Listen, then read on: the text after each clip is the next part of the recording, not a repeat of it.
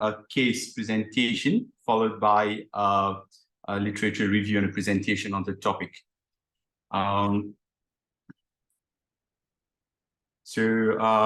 Consent was obtained from the patient and all my content is referenced. So my case presentation is of a 37-year-old male patient presenting with a 20-year history of right-sided progressively worsening hearing loss associated with non-pulsatile tinnitus, but no dizziness. He also reported no chronic illnesses. So on examination, he had no facial nerve palsy. His corneal reflexes were present bilaterally, and he had no post-auricular numbness. Otoscopy showed intact tympanic membranes bilaterally with normal mobility on pneumatic otoscopy. Tuning fork exam was done, and the Weber was central with a positive Rini bilaterally, and he had no cerebellar symptoms. So he had an audiogram done at his base hospital 9 months previously, and it showed an asymmetrical mixed hearing loss that was worse on the right. So he had a right-sided slight to severe sloping mixed hearing loss and a left normal to moderate sloping mixed hearing loss. Unfortunately, word recognition scores were not done at the local hospital, and he had no recent audiogram. An MRI scan was done, and it showed a right cerebellopontine angle mass measuring 16 by 10 by 9 millimeters, extending into the ipsilateral internal auditory canal.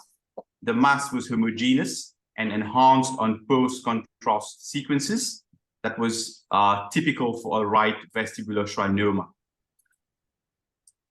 So the patient was also referred to the neuro-oncology multidisciplinary clinic for assessment, and I was informed by the radiation oncology registrar that the patient was offered stereotactic radiosurgery, but the patient requested to be given time to consider about it. And from the ENT team, we booked a repeat MRI scan in 6 months. So I will focus my presentation today on the management of vestibular schwannomas. Unilateral vestibular schwannoma is a benign tumor arising from abnormally proliferative Schwann cells, which envelope the lateral portion of the vestibular nerve in the internal acoustic meatus. The etiology of vestibular schwannoma is not known. However, a defect of chromosome 22q may be responsible for the development of both the unilateral sporadic vestibular schwannoma and the bilateral vestibular schwannoma seen in neurofibromatosis type 2. And because the tumor develops in the nerve sheath, it compresses rather than invades the nerve on which it arose. As the vestibular schwannoma grows, it gradually fills all the internal acoustic meatus and eventually protrudes out of the porus acousticus. So the following illustrations are from Scott Brown. As you can see in the first picture, it shows an initial tumor arising from the vestibular nerve. And in the next picture, the expanded tumor fills most of the internal acoustic meatus. And in the third picture, the tumor fills out and widens the internal acoustic meatus with some bone resorption and slightly protruding out of the porus acousticus. Further expansion of the tumor extrameatally into the relative large and empty pontine cistern initially is a silent progression, and further growth and extension in this direction causes some displacement and stretching of the 7th and 8th cranial nerves on the anterior aspect of the tumor and of the anterior inferior cerebellar artery on the inferior aspect. After further growth, the tumor expands sufficiently to touch and compress the cerebellum and the trigeminal nerve. And during this process, the seventh and eighth nerves are thin and ribboned and become compressed and even more stretched. At the same time, the internal acoustic meatus continues to become more and more widened, and further growth and expansion causes compression and displacement of the brainstem and the fourth ventricle, which leads to hydrocephalus in the long term. The classification scheme for the 2003 consensus meeting on reporting systems on vestibular schwannoma is used for grading. It is based on the size of the largest extrameatal diameter. A note should be made if the fundus is empty or filled by tumor, and whether the vestibular schwannoma is cystic. Tumor size can also be defined according to the Coos vestibular schwannoma grading system, which stratifies tumors based on extrameatal extension and brainstem compression. In more than 90% of patients, the first symptom is unilateral progressive hearing loss with or without tinnitus. In 5 to 10% of cases, hearing loss is sudden and may be profound. The hearing loss is more pronounced in the higher end of the auditory range and is often accompanied by poor speech discrimination. Symptoms such as vertigo, trigeminal or cerebellar symptoms caused by a vestibular schwannoma largely depend on its size. More than half of all vestibular schwannomas grow at an average rate of 2 to 4 millimeters per year, whereas 10% regress. Extrameatal tumors are more likely to grow compared with intrameatal tumors, and a larger percentage of tumors grow early on after detection. A vestibular schwannoma of 2 centimeters is more likely to grow compared with a smaller vestibular schwannoma, and growth rates of 2 millimeters per year are associated with decreased rates of hearing preservation compared with slower growth rates. Cyst formation within vestibular schwannomas may occur. The cystic elements expand, causing displacement of the brainstem and compression of the fourth ventricle and hydrocephalus. Surgical intervention is favored over radiotherapy because cystic vestibular schwannomas may respond poorly and unpredictably to radiotherapy. However, vestibular schwannomas may surround and adhere to neurovascular structures as well as the more hypervascular solid component of the mass, leading to a less favorable surgical outcome. Gadolinium-enhanced T1 weighted MRI is the gold standard to diagnose vestibular schwannomas, especially in patients with unilateral audiovestibular symptoms that cannot be readily explained. The schwannoma enhances homogeneously and has the classic ice cream cone shape as shown in the picture. If cysts are present, there will be heterogeneous enhancement. The principal indications for obtaining a screening MRI study include sudden or asymmetric sensorineural hearing loss detected through pure tone and speech audiometry. And asymmetry is defined by an interoral difference on pure tone audiometry, that is 10 decibels or greater in 2 contiguous frequencies, or 15 decibels or greater in any single frequency. Treatment strategies can be divided into an observational wait and scan approach, radiosurgery, microsurgery, endoscopic ear surgery, and a combination of all these methods. Typically, vestibular schwannomas have a maximal diameter of less than 1.5 centimeters in the CPA angle are considered for a wait and scan approach. Imaging and audiologic evaluation are performed 6 months after the diagnostic MRI. And if there is growth at 6 months, imaging and hearing assessments are performed annually thereafter until year 5. And thereafter, every other year assessments are done and lifelong follow-up is recommended. Stereotactic radiosurgery typically involves the use of highly conformal radiation, and gamma knife radiosurgery is one type of conformal radiation. Patients with tumors that have a maximal diameter of less than 3 centimeters in the CPA angle are usually considered to be candidates for radiosurgery. The aim of radiosurgery for a schwannoma is to prevent tumor growth and is not a radiographic cure. After radiosurgery, patients undergo audiometric evaluation and MRI studies annually for the first 3 years and every other year until 10 years, and thereafter every 5 years indefinitely. Microsurgical resection can be performed on tumors of all sizes and is the treatment of choice for large tumors associated with symptomatic brainstem compression, hydrocephalus, trigeminal neuralgia or neuropathy, or a combination of these complications.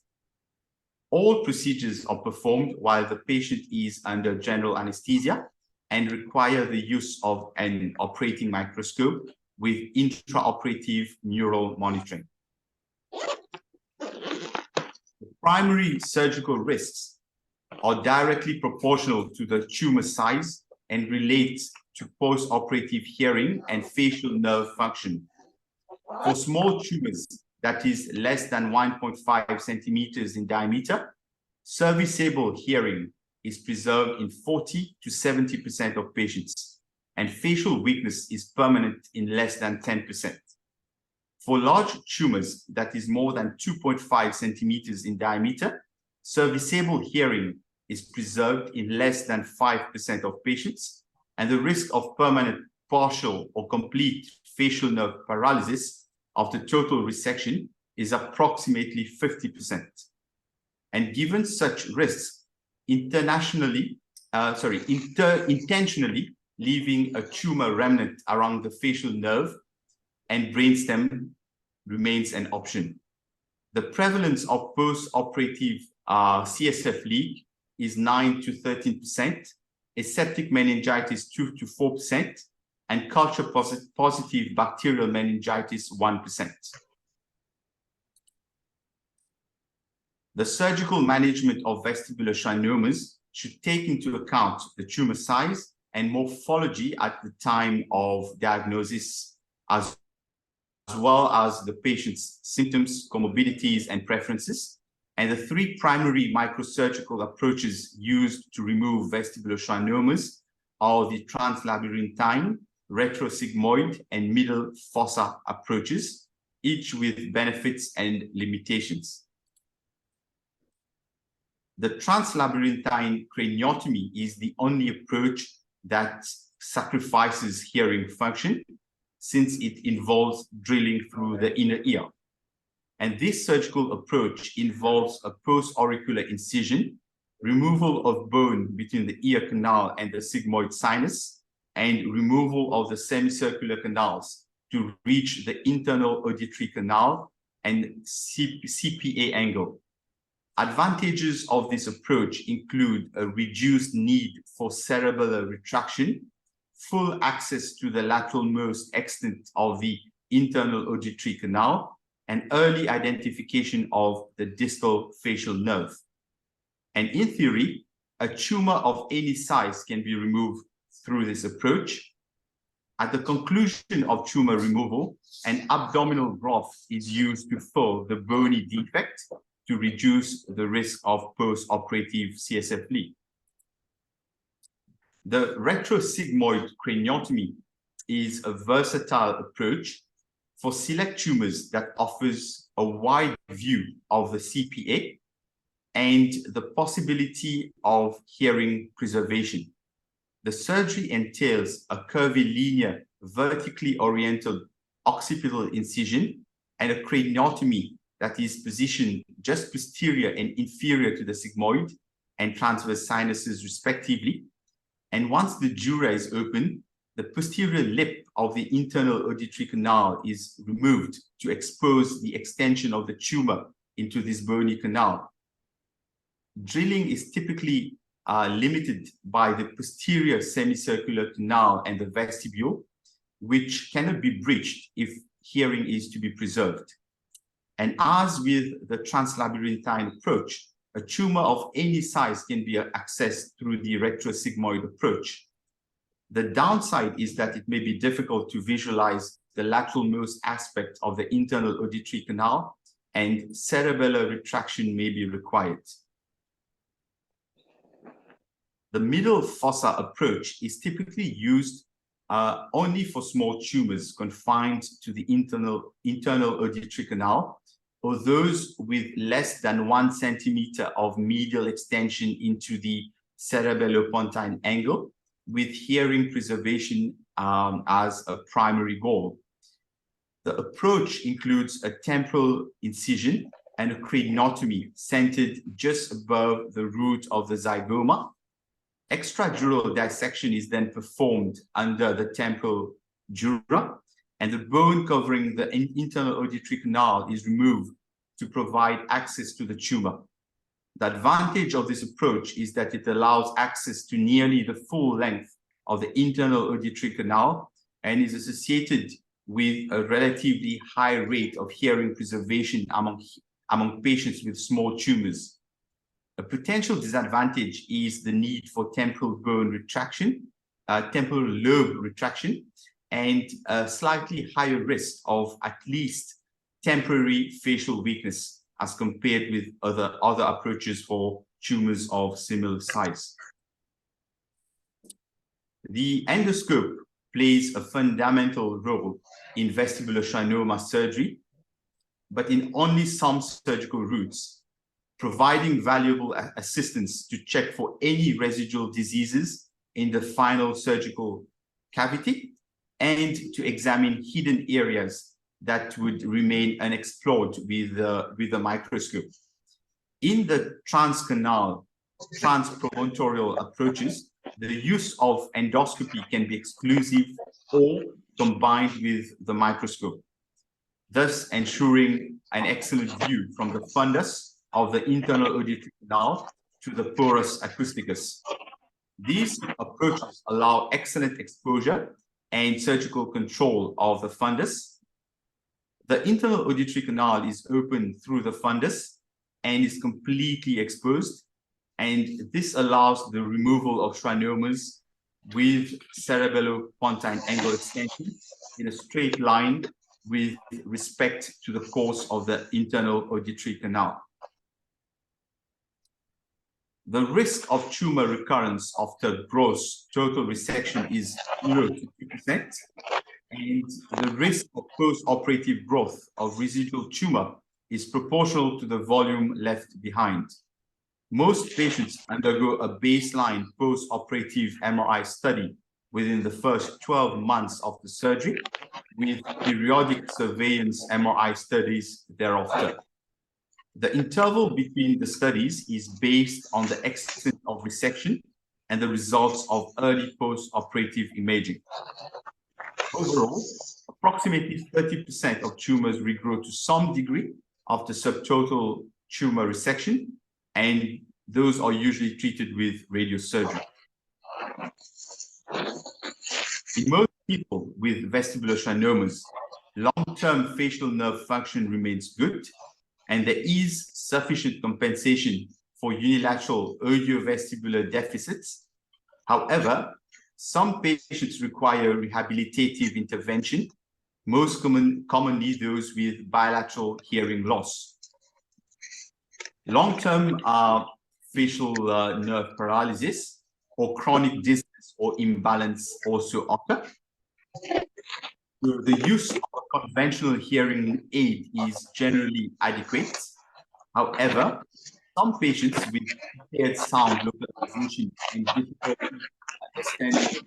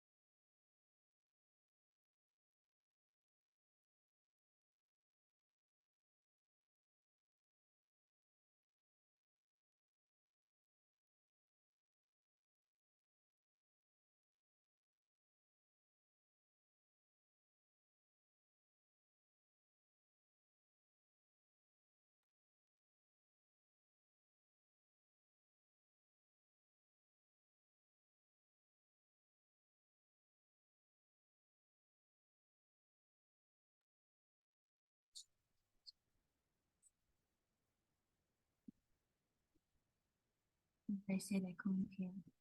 Okay, so answer. You unmute them. Just ask.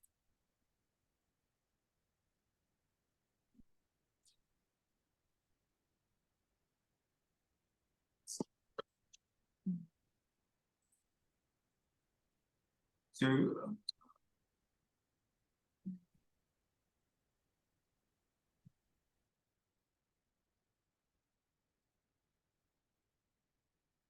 Hello, can we please ask Dr. Naika to come in?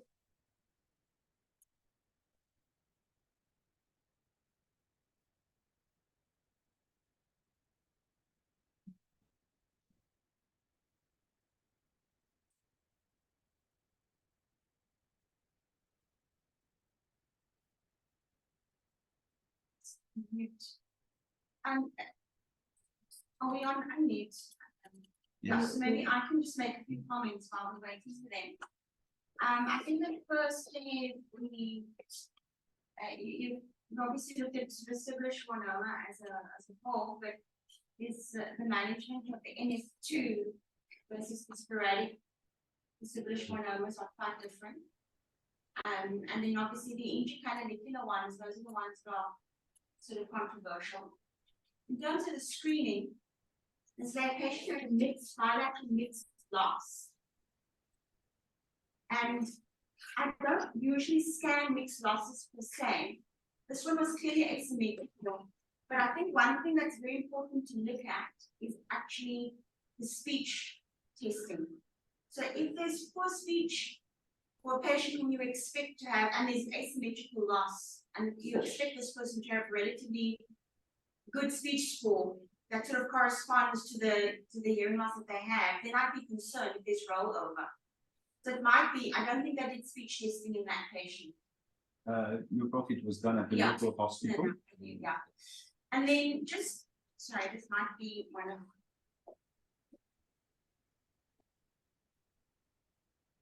Oh, she needs someone to unmute her.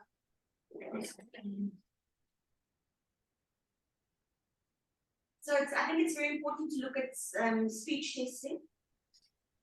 And the other thing is, with the different approaches, you mentioned that consideration for level of hearing loss, which is really important in this patient. And I think there's been a large move towards conservative management, particularly for the intracanalicular ones, and particularly for the sporadic vestibular schwannomas. Not sure if Dr. Naika is ready to.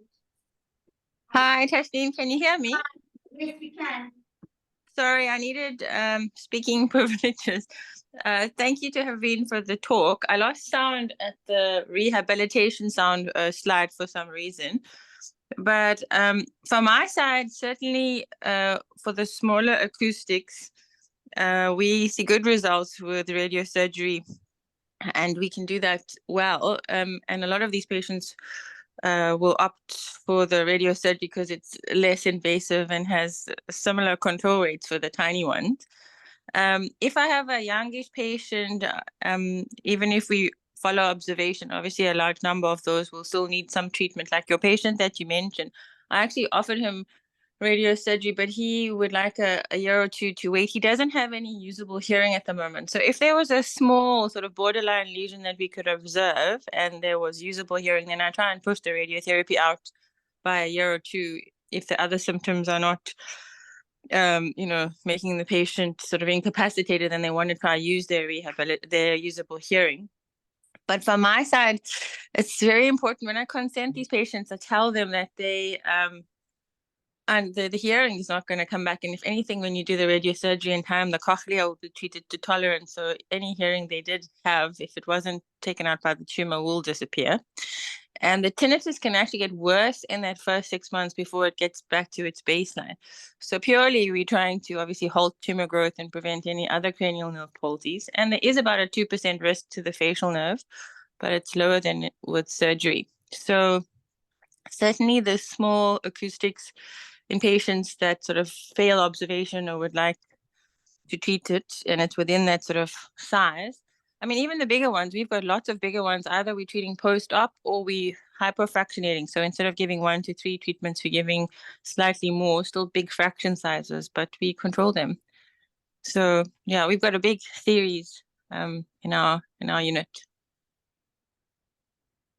Now, if I can just the last approach you mentioned, which is endoscopic to get the residual part of the fund as well. There's a lot of evidence to show that just subtotal resection and post-operative radiosurgery also works really well in terms of preserving the nerves. And so I think there has been a move towards thinking that you need to get everything out completely for a good outcome. In fact, the better outcomes are the ones where you, particularly in the very large ones. So even those residual ones, you can either watch and wait, or you can offer post-op and stereotactic radiosurgery. Yeah, I just want to also add, Tashneem, radiologically. So we've got a lot of these we've been following up for years. So I know Hervin said you might not see a radiological cure, but what we actually do over the sort of 5 years post-radiosurgery is we map the original target that we treated to the subsequent annual scans. And we actually do see the edge of that acoustic come away from the target we treated. So the first year might have that post-radiotherapy dead center and maybe slightly bigger than the volume we treated. And subsequent scans actually show it sort of involuting, shrinking down on itself. It doesn't disappear, but it does get quite a lot smaller. And just the other thing to mention, we touched on, I've mentioned initially, the NF2 patients are managed very differently, and that's different because then you've got bilateral. And the approach there is when you've got bilateral, you operate on the smaller one first because there's a better chance of preserving the hearing in that patient, because it's now about hearing. We're not talking about a patient with one normal ear and one ear where the hearing is compromised. Potentially both, in terms of the hearing, the long-term risk is that they lose hearing in both ears. And so you go for the smaller one, where you know there's a reasonable chance of a good success in terms of achieving the hearing. And that can be judged based on size. You know, when you're counseling patients, so what is the risk if you decide between the two? Where in the ISC is it? Is there a rim of CSF around it? Is it coming from the superior or the inferior vestibular nerve? Because that's going to determine how difficult or easy it is going to be to preserve that hearing based on the approach. Tashneem, David Lufif would like to be unmuted, please. He's asking. Sure. Yes, sorry.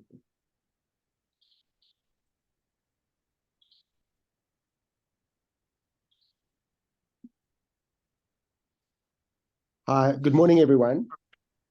Prof? Just a few things. So the reason that the vestibular schwannomas arise where they do is that's because where the myelination of the vestibular nerve changes from peripheral to central. It's called the Obersteiner-Redlich zone, and that's where the myelination changes from being done by the Schwann cells peripherally as opposed to the oligodendrocytes centrally. So that's why they originate where they do. Just a comment on presentation as well. You didn't mention lower cranial nerves, and a lot of the times the lesions that we see are so large that they actually impinge on the lower cranial nerves as well. So it's important to actually ask patients about swallowing, whether they have an issue with regard to swallowing and whether they're coughing when they're swallowing. And certainly most of the vestibular schwannomas we see are large, and they usually do touch the lower cranial nerves.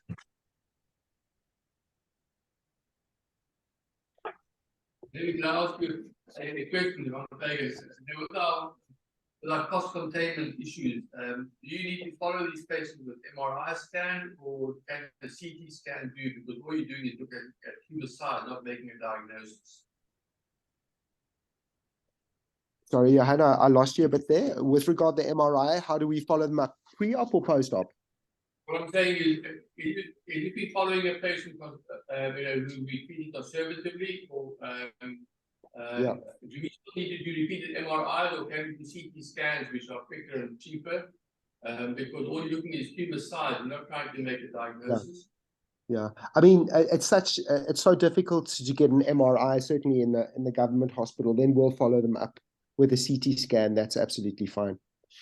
But just a comment on another comment as well is I don't know if Chirandri said so, but the patients with NF2, their vestibular schwannomas are not nearly as sensitive to radiotherapy, so we tend to be a lot more aggressive with them. And Tashneem, yeah, we sometimes you can't take out. I mean, the last one that I did, basically the two vestibular schwannomas were almost kissing that the brainstem was so compressed. And there, although the hearing was better on the larger side, we decided to decompress the larger size because there was so much brainstem compression. And that's what we tend to do. I think everybody's become a lot more conservative with management of these, in that what we tend to do now is we have full intraoperative monitoring. We decompress, we take the vestibular schwannoma as much as we can off the brainstem, and what residual is left we treat with radiotherapy. And I pretty much think that's the way that most people in the world do it now. From a follow-up point of view, I know we're talking about the availability of MR in the sort of state sector, but we prefer MRI because if we're observing someone and then they come to radiosurgery, then we use that MRI for fusion and treatment on the CT that we use to plan radiotherapy. So then for benign tumor like this, all the other structures, because we draw in the chiasm and the hippocampus, and we can only do all of those structures as a whole list. If we fuse the most recent MRI, then we'll protect all those structures and focus the radiotherapy to the tumor. Yeah, it also does depend, you know, if you're following up an elderly patient or a young patient, you know, if you've got a 70-something old patient who's got a very small enhancing intracollicular lesion, then, you know, obviously you're likely to be aggressive. Yeah, those might even get away with just observation and try not to irradiate them if they fall and they don't want anything. Yeah. Just for the MRI cost, I mean, we have changed our screening protocol simply because if we had to scan everybody according to those criteria, we wouldn't be scanning anybody else in the hospital because that's how much metrical hearing loss, right? So that's why I just really want to run home to the registrars. It has to look at the speech score, obviously the age of the patient, and then the other thing is the patient's got relatively good hearing preservation, and it's got a filtered average of about 60 dB and a speech discrimination score of about 65%. Then what you could do is do an ABR, because it's not 100%, it's not as great as an MRI, but it's another extra screening tool if you're really concerned. Otherwise, I usually ask the patient to come up and do a follow-up audiogram. But MRIs are expensive, and I think we were scanning a lot before, up to the point that our MRI waiting time for ENT was running into 18 months. And then we changed all of that, and now we can almost get an MRI within 2-3 months. You know, if it's urgent, obviously we can push for it, but that's a lot different to waiting 18 months for an MRI scan for something which is, you know, very, very slow growing. It might be worthwhile actually writing an article about on managing asymmetric hearing loss in a resource-constrained setting. You know, these are very important issues to actually cross. Yeah. Because we have limited resources, which is imaging of them. And remember, you know, in many poorer countries, patients pay out of pocket for their imaging. And so an MRI scan might cost the family their whole monthly income. And so I think these are important things. It might be worthwhile getting David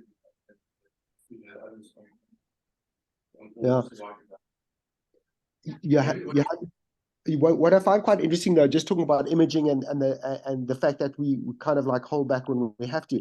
I mean, I've never operated on an acoustic of less than 4 centimeters, and I wonder if that's true elsewhere in the world. I mean, I don't know how many of the smaller acoustics or vestibular schwannomas you guys are setting straight to Randri, but I mean, all the ones that we see are what they call giants. They're absolutely massive, and I wonder if this is because people aren't being screened, or whether people are holding back on doing imaging, or it's just that our patients take a long time to actually seek medical help when they start experiencing hearing loss and tinnitus. I've got 2 sets of referral pathways. So I've got massive big post-op patients that you guys send. So at the moment in our unit, I have got 6 patients on the go. 3 are from neurosurgery and they're all post-op, and 3 are from ENT and they're small and they're coming straight to treatment or observation. Yeah. So maybe those ones you're not coming to you, David, because they're getting to ENT with unilateral sort of hearing loss and then coming to us. Okay, that's good. Glad to hear that. From a protocol point of view, so we do send them to you, but do you want us to make that call in terms of whom we refer? Or do you prefer refer all the acoustics and you kind of assess them there and decide whom you're going to watch and wait? So we don't necessarily have the capacity to follow up all the acoustics if they're not coming up for a treatment, because we have obviously the same issue. For me to decide on treatment, I have to have that scan, and the same story as I can't really make a call purely on a CT, but I can try. And obviously, once we treat them, we just get the annual MRI, at least for the first 5 years, to see what the radiotherapy did. So I'd prefer to treat the ones that are coming up to treatment. But obviously, if it's a borderline one, like the gentleman you discussed, I discussed with him. I think he will agree for it in the next year or two, which was fine with me because our stereo machine is not ready for single fraction yet. So maybe when he comes back, we can do it. But as you've been referring, works quite well for us because you've been sending the ones that are coming up for treatment in the next year or two. Thank you for your comments. There was a raised hand from Dr. Dennis Katundu. Dennis, do you want to comment?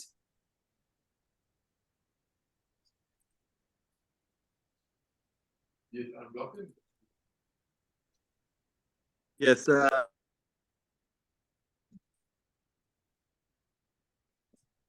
Can you hear me, Hervin? Yes, we can hear you, Dennis. Yeah, thank you very much, Hervin. It was really nice presentation, bridging a lot of gaps of knowledge when it comes to vestibular schwannomas. So I have 2 questions. The first question goes to everyone on the floor in regards to what's been reported as the layer, phenomenon of malignant transformation. Is there anyone who has documented or found a case on his practice in regards to malignant transformation on this perspective? Even with all other challenges in further diagnostic modality.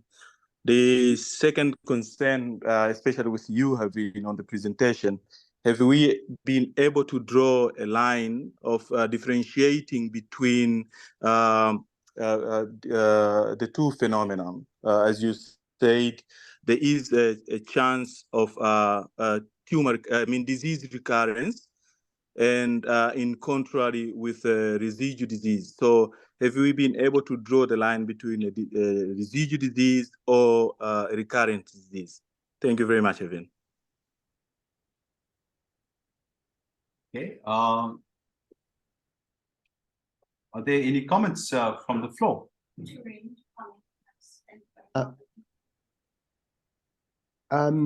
Certainly, we've never seen a malignant transformation. The only lesions that sometimes mimic vestibular schwannomas that are horrible are solitary fibrous tumors.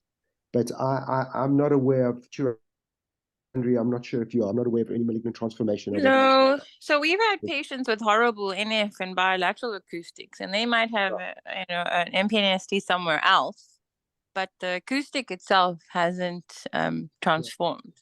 No. So we haven't had that. And then I don't know if you want to talk about the recurrence versus residual, but I mean, because we kind of take the approach that you guys operate and we treat the residual, I would always say if there's progression, that's a growing residual.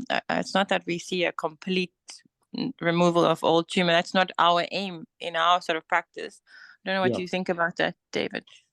Yeah, I mean, just like sometimes we have tumors that you irradiate and they continue to grow as well.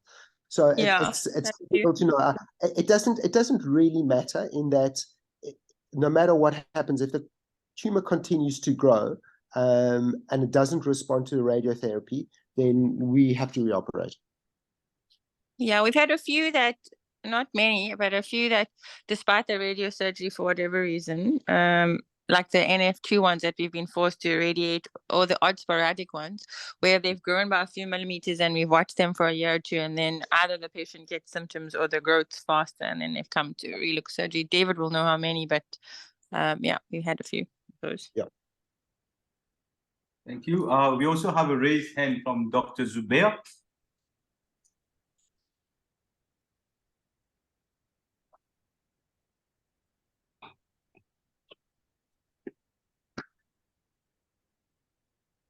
Hi, can you hear me? We can hear you. Okay. So yeah, so I've just been listening, and as you know, my interest in endoscopic ear surgery, I've noticed that people are speaking about the small schwannomas in the intracanalicular masses, schwannomas that don't go into the CP angle. So as endoscopic sinus surgery has progressed further and further posteriorly into the brain, so there are people, and I've actually observed one of the endoscopic transpromontorial approach to a small vestibular schwannoma in a patient who lost the hearing. This was in Verona in Italy. This was about I think 2016 or so. So subsequently, I've been following. I just thought it'd be nice for the people, just what's going on out there. So they are quite. There's Professor Daniel Marchioni. I think you mentioned one of his articles, and another surgeon by the name of Brandon Isaacson in the States. They've done a few of these intracanalicular schwannomas in patients who have had who have hearing loss as well, and they're reporting good results with a totally endoscopic approach. So it looks like the people are going in that direction. There is some option for the a surgical option for the intracanalicular schwannomas as well. So I just thought I'd let the audience know that this is going on internationally as well. Thanks. Thank you, Dr. Zubair. Any other comments from the floor? Thank you very much. That was really good. It's really from interest from the floor. And also just to ask, to thank our colleagues for joining us and sharing their expertise. Thank you so much, Prof. Lefevre and Dr. Naika for joining us. Really appreciate your comments. And Dr. Zubair and Dr. Katundu as well. No problem. Yeah, anytime. Thank you so much. So our next will be this Friday at 7:15. Thank you for joining us. Thanks. Bye. Bye-bye.